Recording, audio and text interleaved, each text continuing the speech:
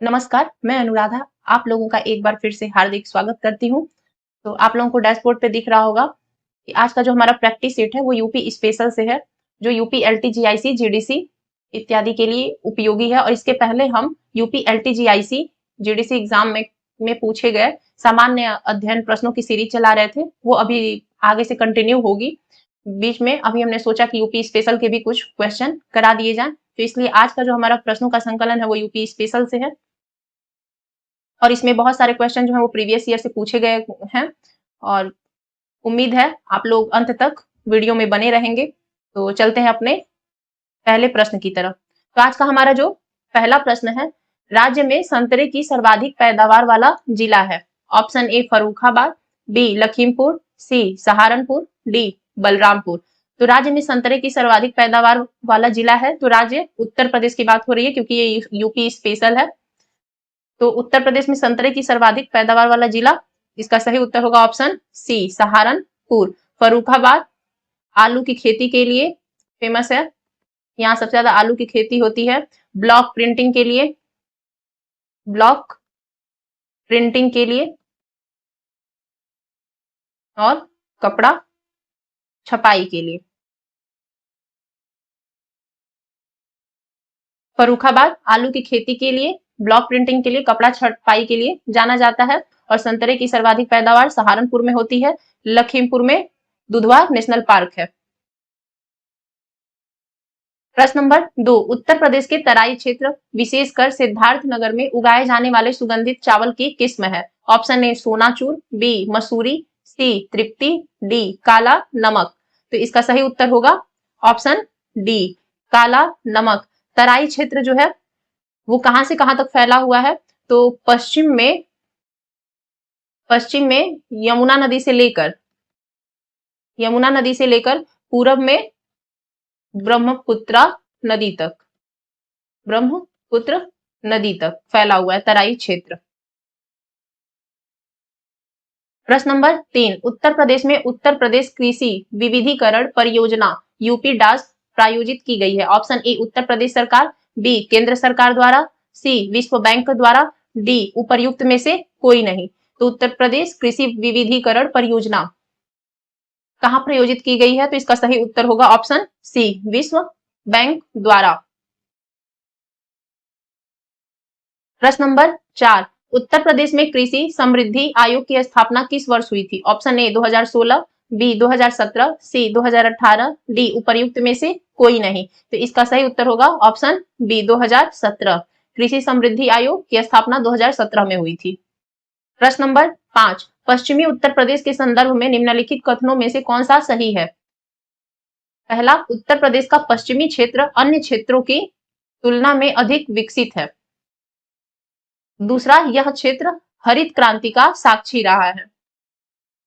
नीचे दिए गए कूट से सही उत्तर का चयन कीजिए। ऑप्शन ए केवल एक, बी एक तथा दो दोनों, सी केवल दो, डी न तो एक न ही दो। तो उत्तर प्रदेश के पश्चिमी क्षेत्र की बात हो रही है कि अन्य क्षेत्रों की तुलना में अधिक विकसित है और यह क्षेत्र जो है पश्चिमी क्षेत्र वो हरित क्रांति का साक्षी रहा है। तो इसमें से कौन सा सही है, तो कूट में आते हैं। इसका सही उत्तर होगा ऑप्शन बी। उत्तर प्रदेश का जो ये पश्चिमी क्षेत्र है अन्य क्षेत्रों की तुलना में अधिक विकसित है, ये भी सही है, और हरित क्रांति का साक्षी रहा है, ये भी सही है। तो इसका सही उत्तर होगा ऑप्शन बी, एक तथा दो दोनों। हरित क्रांति के भारत में जो जनक हैं वो एमएस स्वामीनाथन। विश्व में हरित क्रांति के जो जनक हैं वो नॉर्मन बोरलॉग। हरित क्रांति किस चीज के लिए हुई थी, तो वो खाद्यान्न और कृषि उत्पादनों में बढ़ोतरी के लिए। प्रश्न नंबर 6, निम्न में से कौन नदी ब्रह्म घाट नामक स्थान पर कर्णाली नदी से मिलती है और घाघरा नदी बन जाती है।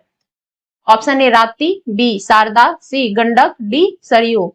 तो इसका सही उत्तर होगा ब्रह्म घाट नामक स्थान पर कर्णाली नदी से मिलती है, घाघरा नदी बन जाती है। कौन सी नदी है, तो ऑप्शन बी सही उत्तर है शारदा नदी।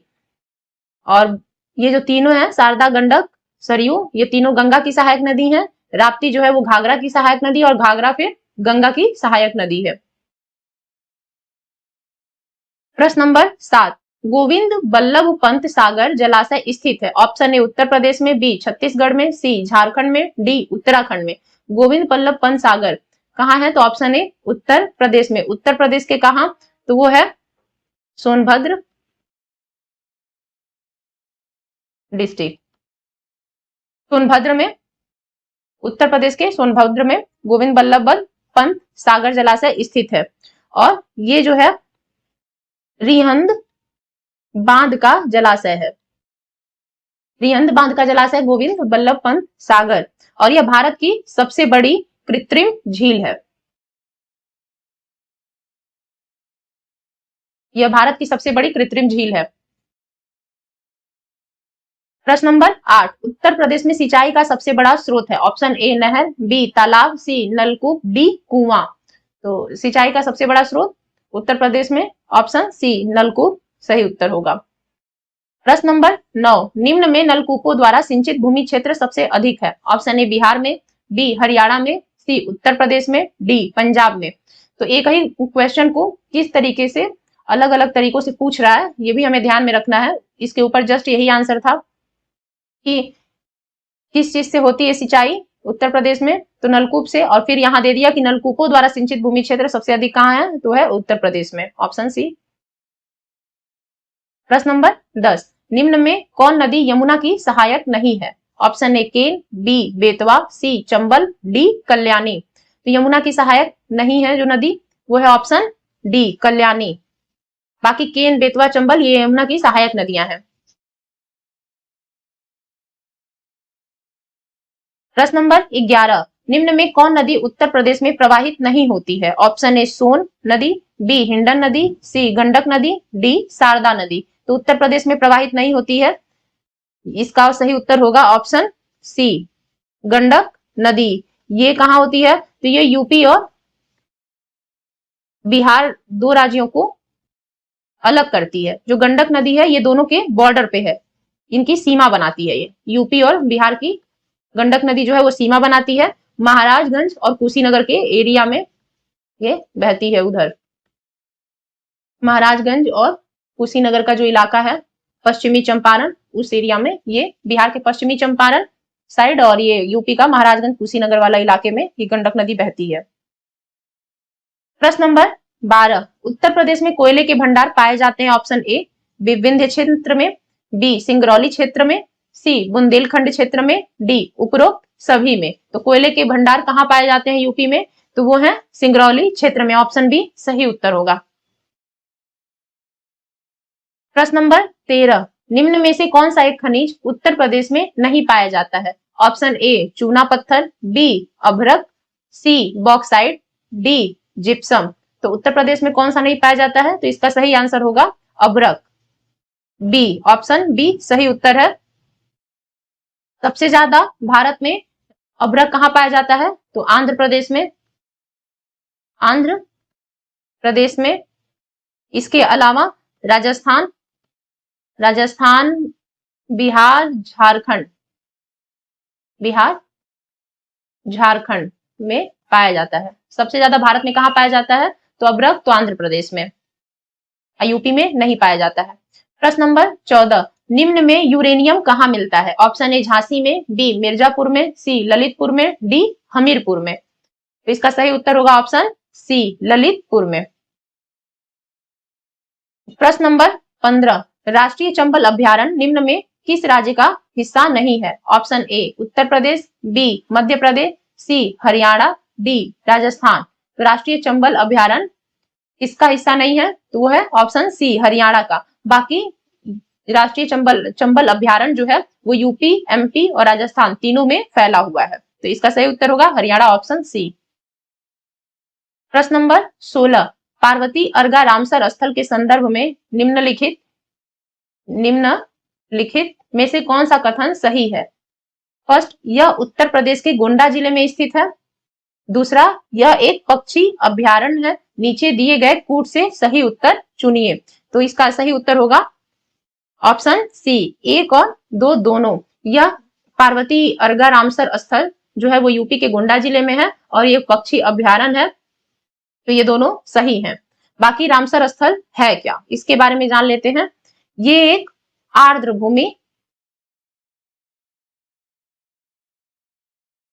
भूमि से संबंधित है। आर्द्र भूमि किसे कहते हैं? रामसर स्थल जो आर्द्र भूमि है उन्हें घोषित किया गया है रामसर स्थल। और आर्द्र भूमि जो है वो किसे कहते हैं? तो जो दलदली नदी का जो क्षेत्र होता है या फिर झील का जो क्षेत्र है वही आर्द्र भूमि कहलाता है। और रामसर स्थल के अंदर कौन कौन से आते हैं? आर्द्र भूमि जो भी हैं वो रखे गए हैं रामसर स्थल के रूप में। भारत में कितने अभी तक रामसर स्थल हैं टोटल? तो वो है 91। और ये क्या है? रामसर स्थल जो है वो एक अंतरराष्ट्रीय संधि है। अंतरराष्ट्रीय संधि है।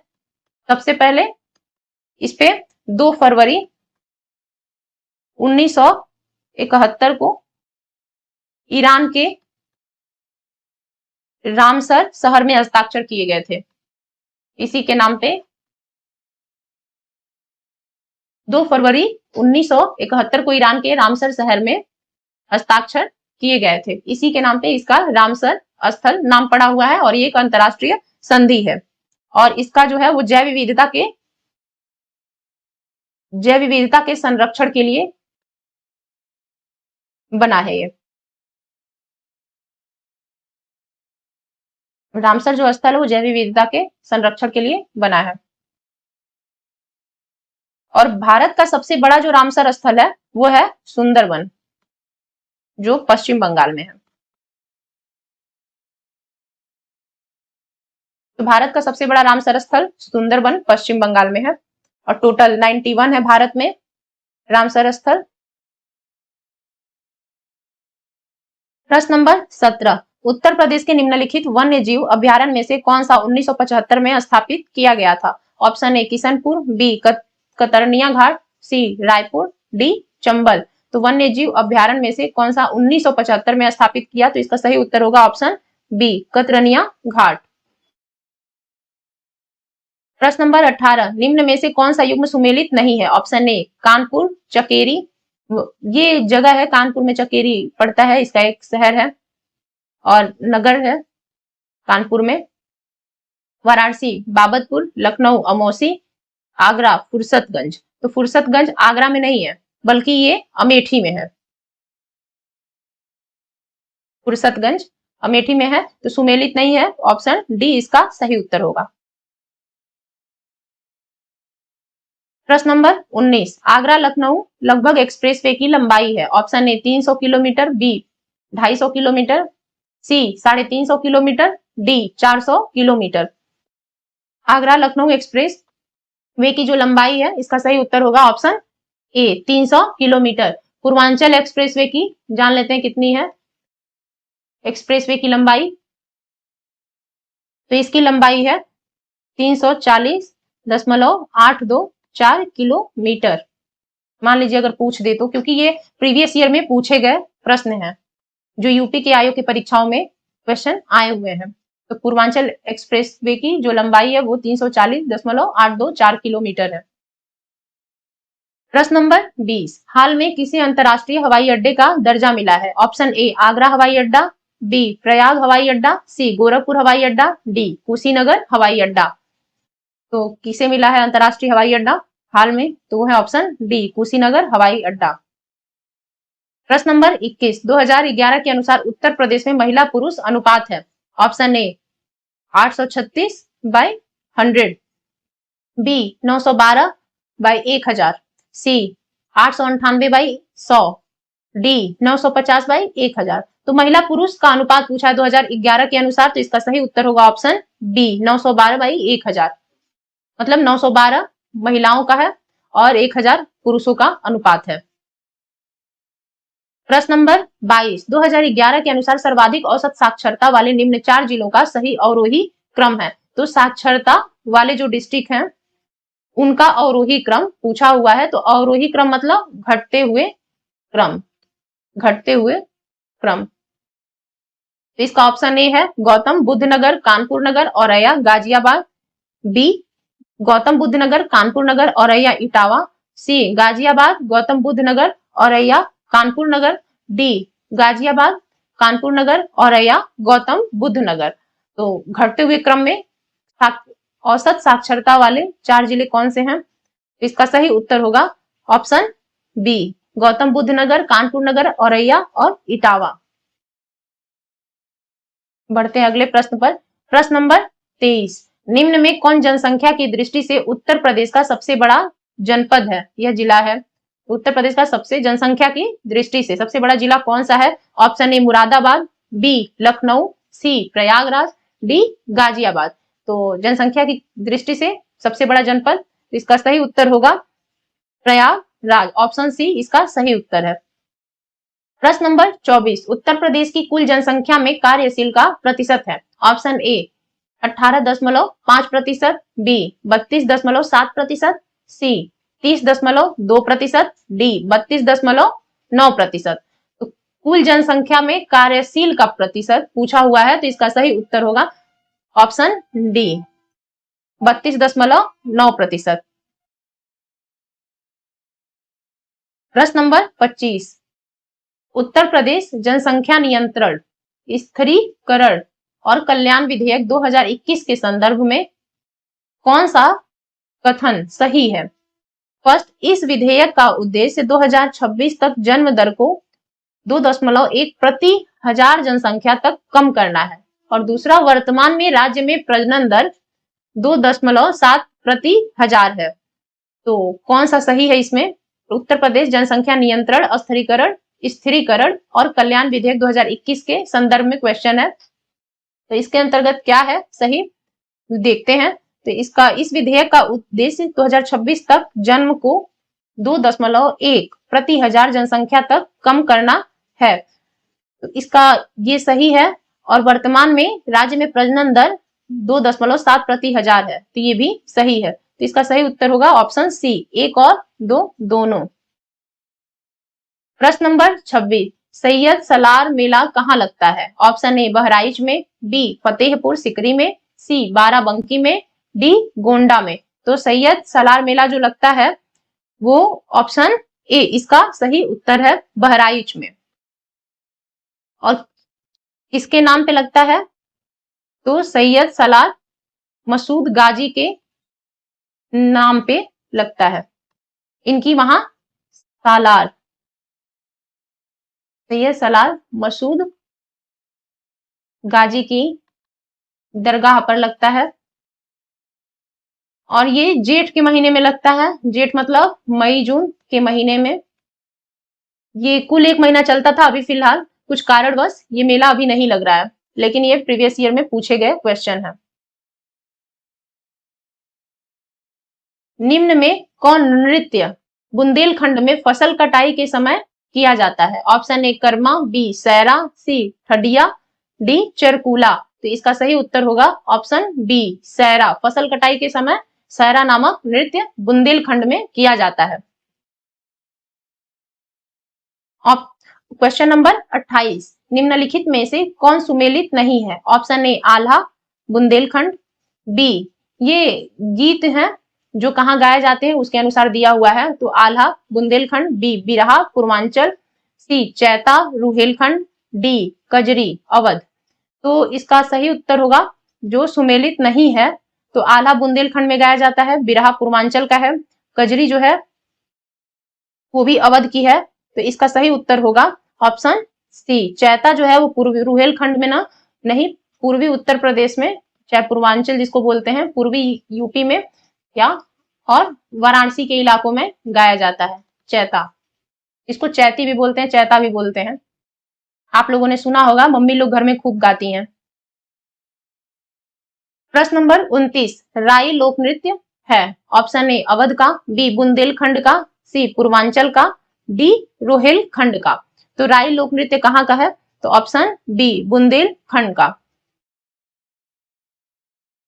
निम्न में कौन एक सही सुमेलित नहीं है? Option A Alha Bundelkhand, B Birha पूर्वी उत्तर प्रदेश, ये भी गाना और गीत से ही क्वेश्चन है, तो option A Alha Bundelkhand, B Birha पूर्वी उत्तर प्रदेश सही है, सी कजरी रुहेलखंड, डी चैता अवध एवं भोजपुरी क्षेत्र। तो अभी इसके पहले मैंने बताया था कि चैता कहाँ गाया जाता है, तो पूर्वी यूपी में, ये जो पूर्वांचल का इलाका है भोजपुरी क्षेत्र है।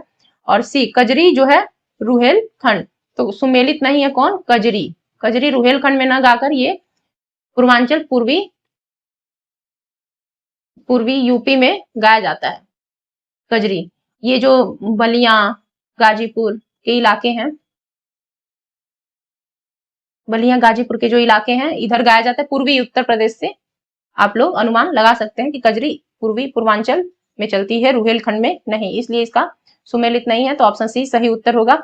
तो इस तरीके से आज का हमारा प्रैक्टिस सेट यूपी स्पेशल पूरा हुआ। और अधिकांशतः इसमें से जो प्रश्न थे वो प्रीवियस ईयर में पूछे गए क्वेश्चन थे। उम्मीद है आप लोगों को अच्छा लगा होगा, और आप लोग कमेंट बॉक्स में अपनी राय जरूर दीजिएगा। और ऐसे ही, ऐसा नहीं है कि बस इतना ही क्वेश्चन है, यूपी स्पेशल पे और भी प्रैक्टिस सेट आगे आएंगे, लेकिन लगातार अभी जीएस का प्रैक्टिस सेट चल रहा था, तो इसलिए बीच में हमने सोचा कि एक यूपी स्पेशल भी लाया जाए, ताकि आप लोगों को समझ में आए कि यूपी स्पेशल से कैसे प्रश्न आते हैं।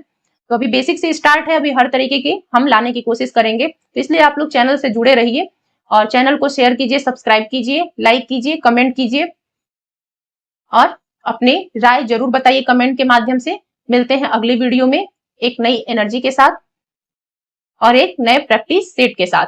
तब तक के लिए नमस्कार, धन्यवाद।